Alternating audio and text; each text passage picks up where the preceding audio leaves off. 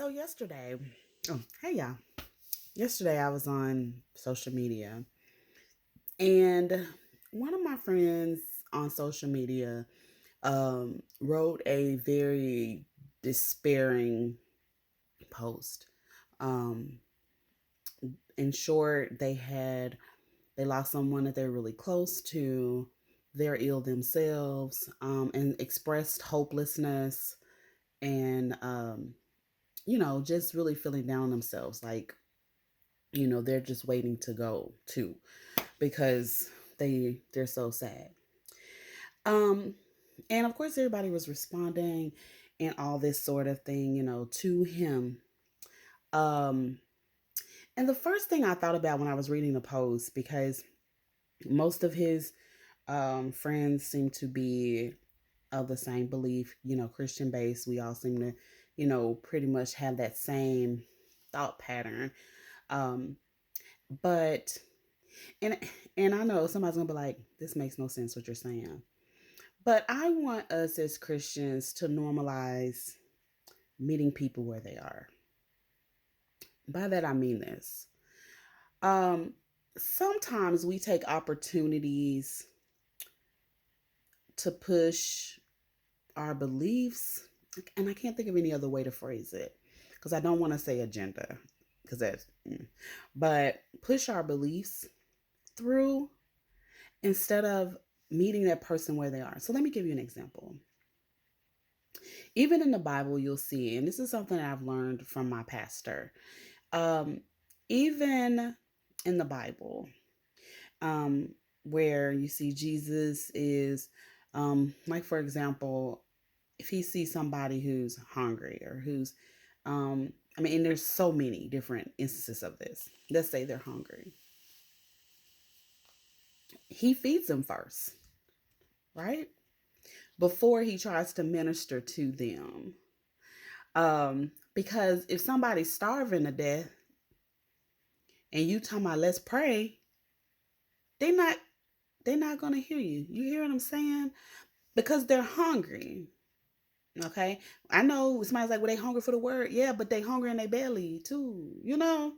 So, he would feed them. And sometimes he didn't have to even do a sermon.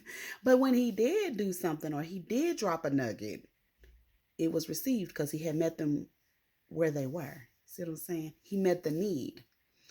And what made me think about this, because all these people were saying, pray and this and that.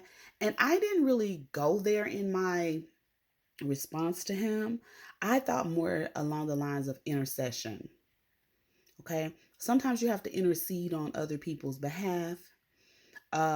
Because if he was at a point in life where he could simply pray and feel better, I'm just thinking that he would have, because, far as I know, he's a Christian as well. He would have done that.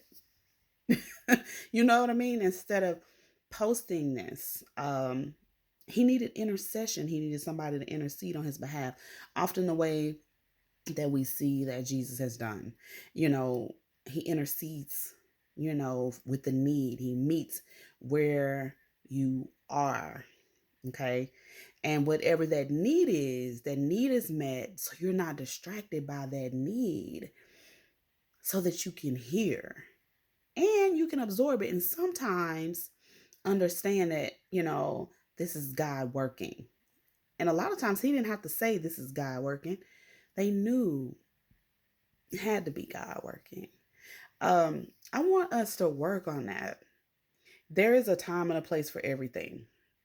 There is a time to talk, there's a time to pray, there's a time to say, you need to pray and you need to this and you need to that. But sometimes, and I've been at this point before, some I guess maybe haven't, where you can't, you just too tired to pray. I know that sounds crazy coming from a believer, but sometimes you're just so exhausted with life, with things that have happened, with stuff just going on, that you're just exhausted. You know, I can't say that I've ever gotten to a point where I felt like I wanted to go. You know what I'm saying? But I have felt hopeless, or like it's just nothing's ever gonna work. Tired of praying, tired of seeking, God's face. Not because I didn't believe, but because I was just tired. And so that's when we should intercede on each other's behalf. And sometimes we don't need to say anything. Okay. Sometimes um it's met with an eye roll, because I know there were times when I had stuff going on. People were like, well, you need to pray. And I'm like I haven't done that. I'm tired. You know. So that's just something that, kind of popped up yesterday, in the midst of my day and different things. And I thought about it again this morning, um, because it was very sad because people do cries out sometimes on social media or whatever. And, I did reply, but I wasn't replying like everyone else.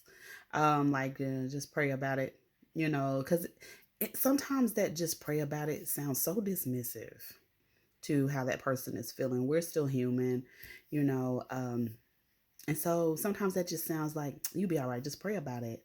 And I know that's not the intention behind saying that, but that's what it feels like when you're that person that's in despair, or you're having um that moment where you're just feeling hopeless and you're exhausted.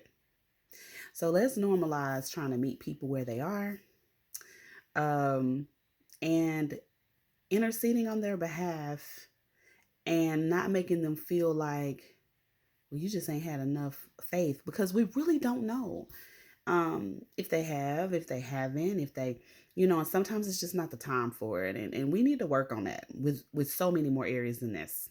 Okay.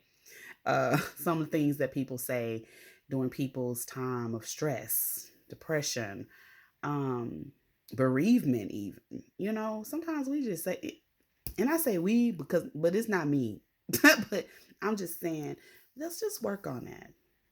All right. All right, you guys. Talk to you soon. Love you.